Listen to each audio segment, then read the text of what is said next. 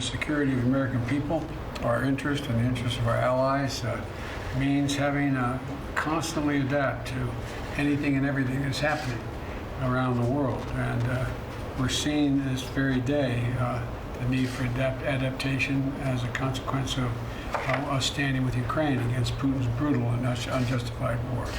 Since the Russians invaded Ukraine on February 24th, the United States has provided more than $2.6 billion in military assistance. The president also made a promise to support the U.S. military. I promise you, and I hope it's been demonstrated since I've been president, that we as a nation will uphold the sacred duty we have. We owe you, our military men and women, to prepare, properly equip you before we send you into harm's way, and when we do, to care for those in your family when you come home. We hope and pray his promise will not be needed for American soldiers on Ukraine's soil at any point in the future.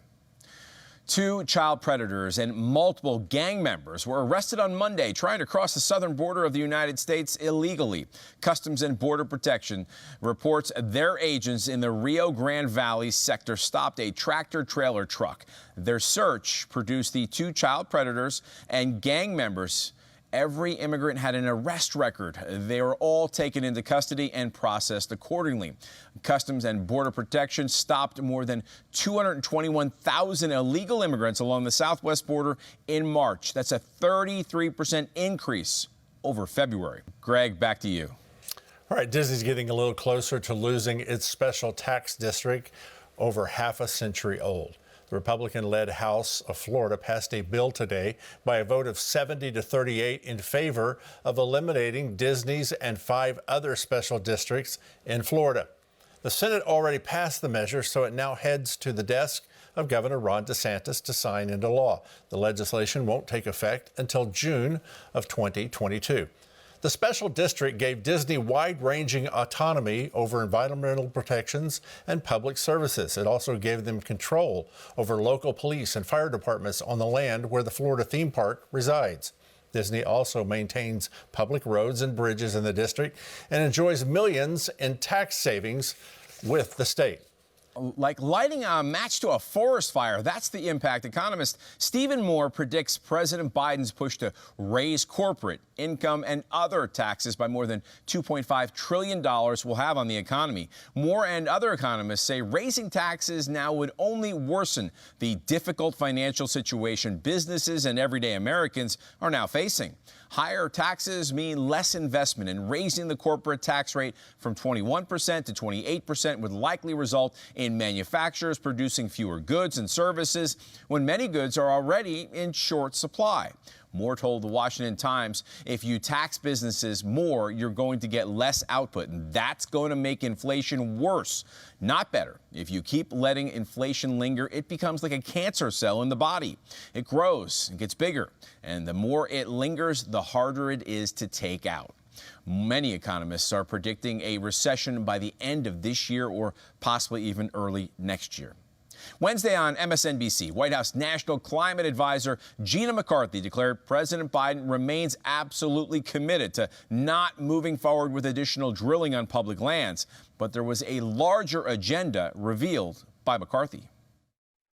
After all, even climate change is not a planetary problem, it's a people problem. And President Biden is entirely focused on how we can make government work for the people. And if we keep our focus on opportunities to address and tackle climate in a way that will benefit families across the United States, we are making an irreversible change towards clean energy that no court is going to block, because we're doing it in a legally solid way, but we're also doing it in a way that the public will understand it's to their benefit. It is creating jobs for them. It's creating opportunities to save money for our families. With Americans having to choose which bills to pay and unable to purchase fuel for their vehicles and energy for their homes, climate advisor Gina McCarthy's promises seem to crumble along with so many other Biden administration pledges to American citizens. And during the first quarter of 2022, Netflix lost 200,000 subscribers, and its stock nosedived by 35%. It's according to CBS News. It doesn't appear the company's woes will end soon either. The streaming giant announced on Tuesday that it expects 2 million more subscribers to abandon ship by the end of June. COVID created a lot of noise and how to read the situation, boosted us a lot in 2020. The news of Netflix's dilemma generated this tweet from Elon Musk. The woke mind virus is making Netflix unwatchable. In a letter to shareholders, the company vowed to improve all things Netflix's, but failed to mention or address any reasons why people are fleeing the platform by the millions. And Protect the Public's Trust, a federal ethics watchdog group, has requested an investigation into White House Press Secretary Jen Psaki for possible ethics violations with media outlet negotiations. Psaki, however, says she's above board. I have always gone over and above the stringent ethical and legal requirements of the Biden administration, and I take that very seriously. And as a standard for every employee of the White House, I have received rigorous ethics counseling, including as it relates to any future employment. Reportedly, Psaki is in exclusive talks with MSNBC to join the network after she leaves the White House in May, which appears to be a conflict of interest as she still holds press briefings and has access to confidential government information. Psaki's April 14th comments on Pod Save America regarding Fox News White House correspondent Peter Doocy are also being called into question. He works for a network that provides people with questions that nothing personal to any individual, including Peter Doocy, but might make anyone sound like a stupid. The federal ethics watchdog sent a letter to White House counsel, the Office of Government Ethics, and the Public Integrity Section Department of Justice, requesting an investigation into whether or not Psaki violated her ethics duties. Greg, back to you. All right, let's bring in attorney Victory News contributor John Graves. John, welcome. Former advisor to the Bush-Cheney campaign, Matthew Dowd. He raised some eyebrows with this comment yesterday. The entire message of the Gospels of the Easter holidays was love one another. And I've said this before, and I'll say it again. If Jesus Christ was alive today, he would be called a groomer, he would be called woke, and he would be called a socialist. Okay, John, first of all, Jesus Christ is alive today. Let's start there. Why would he make such a crazy statement? Spiritual deception. So I think the better scripture to use is what Jesus said himself, not what Matthew Dowd says Jesus would do or say or believe. Jesus says, if you make even one of these little ones stumble, it's better for you that a milestone, a huge rock, be tied around your neck and you be thrown into the ocean. He didn't put up with grooming. He didn't put up with molesting children. He didn't put up with deceiving them into confusion about how he created them. So Matthew Dowd could not be more wrong. Yeah, he's also pro-Second Amendment. He told his disciples once to take a sword with him. That's another story. All right, Chris Wallace tried to get a straight answer out of Jen Psaki on the Florida parental rights law. Listen to this one.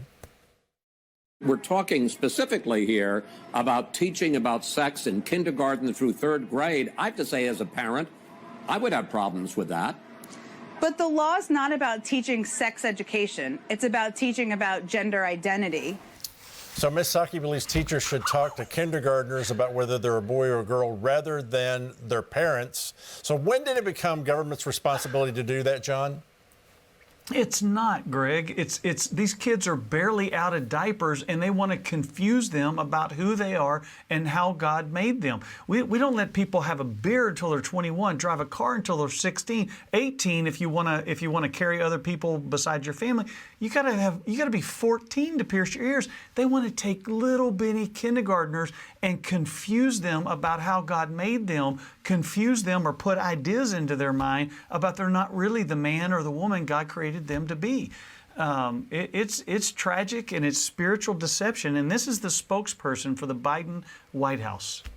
All right, Biden's climate advisor, we played the story just a second ago. She said something interesting, that climate is a people problem, not a planetary problem. She said that no domestic oil independence and climate change policies will save American families money. What does she know we don't know? I think she doesn't know much. She doesn't know basic things about supply and demand. And we had energy independence. Republican and Democrat presidents for decades had promised that and delivered nothing.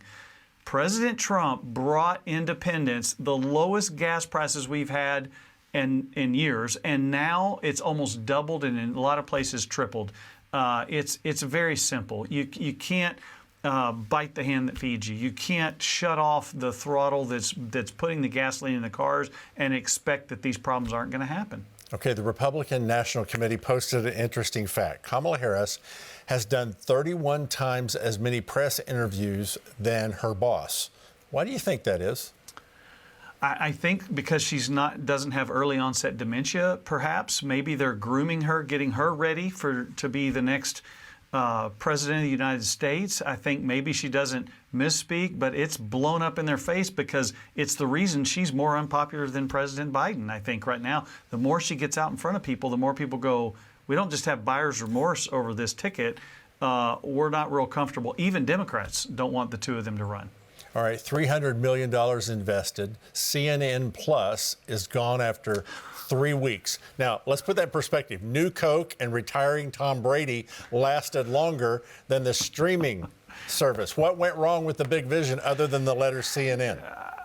I love the woke mind virus that we just heard Elon Musk say. I think that's a great way to phrase it. When you have a woke mind virus, you have a sickness and you don't understand that it's literally cratering the very hand that feeds you. The people who are buying these services are sick and tired of this, and I think you're going to see a sea wave in 6 months in this election. Okay. They don't seem to be waking up from their woke virus. Okay, let's talk a little more about the virus. So the New York Times has a new executive editor, Joe Kahn. John, I thought the photo on his profile, I'm sorry to America that you have to see this. I thought the photo on his profile story was a bit odd. Not that we don't all sit on the floor of our offices and read the New York Times. Are we going to get more balanced journalism going forward with that? The New York Times is not balanced. Look what they did with Hunter Biden. They shut down anybody who was bringing the truth before the election. It took them 18 months now that an indictment is likely to try to get in front of the story. He looks more like he's pretending to be a 1950s pinup model in a magazine, and he's not reading the paper. He's just by it. It's very odd, but I don't expect it to be more balanced, Greg. I'm gonna scrub my eyes out. John, Kamala Harris is out stumping recently. Here's a moment of it. Space is exciting.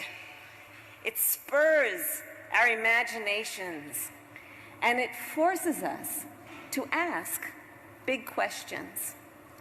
Space, it affects us all. Sounds like space is the answer if it makes the Biden administration think about the big questions, maybe with our border crime, inflation problems. They're so big. Can we send the administration as soon as possible to space?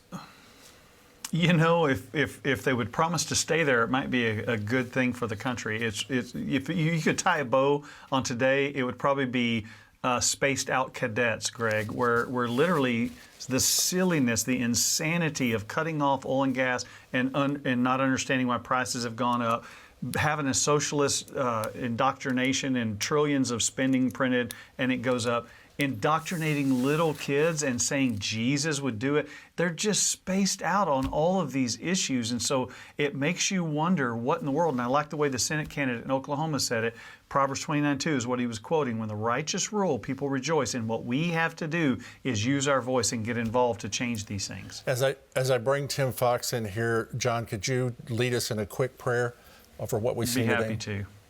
I'd be happy to. God, we just pray that the event that's happening tonight, that there would be thousands and thousands of people that would be mobilized to not just use their voice in prayer, but use their voice in the practical way to vote, to contact their state reps, to get involved in the process, to be the light into this spaced out darkness, this woke virus that's going on in our country, that we would be the antidote to it with truth. And we thank you for that in the name of Jesus. Amen.